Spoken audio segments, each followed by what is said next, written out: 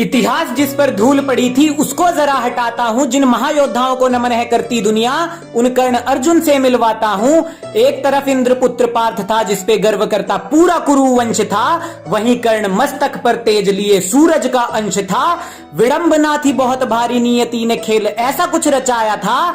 एक माँ की दो संतानों को न जाने शत्रु क्यों बनाया था। द्रोण के दो शिष्य बनने वाले आर्यव्रत की शान थे, दोनों ही बड़े वीर थे, दोनों ही शक्तिमान थे। अब किसे पता था आगे चलकर ऐसा कुछ इतिहास बनेगा। एक भाई दुर्योधन की आस बनेगा, दूजा माधव का विश्वास बनेगा।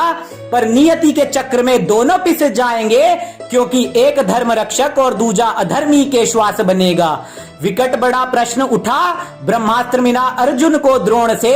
सभी जानते थे पार्थ ही इसका पात्र है और खड़े रहे मौन से।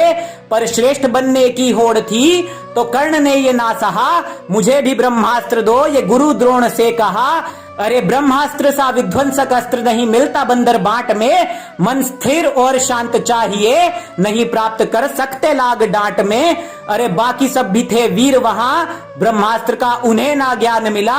केवल कर्ण ने गुरुकुल त्याग दिया, अज्ञान का प्रमाण मिला।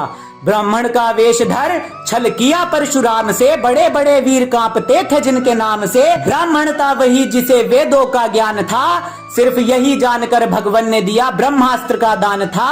धरती अंबर पाताल उस दिन थे कांप गए, जब कर्ण के गुरुद्रोह को भगवान थे भाप गए। पर्वत सभी धरा के और समंदर भी डोल उठे, और परशुराम कर्ण पर क्रुद्ध होके बोल उठे। तुम सा क्षत्रिय ना कोई हो पाएगा, पर झूठ के आधार पर ब्रह्मास्त्र ना साथ रह पाएगा।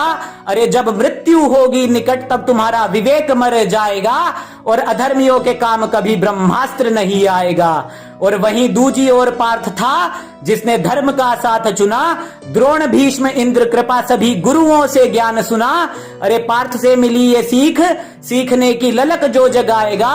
उत्तम बनने की चाह से एक दिन सर्वश्रेष्ठ वो हो जाएगा।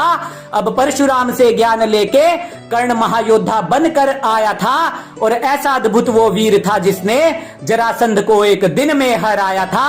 अब दुर्योधन का ऋण उसने भानुमति स्वयंवर में चुकाया था, जब दुर्योधन के प्राणों को उसने अपने शौर्य से बचाया था। अब जब प्राण बचा लिए थे तो फिर कैसा ऋण शेष था। दुर्योधन समक्ष कर्ण क्यों अधर्म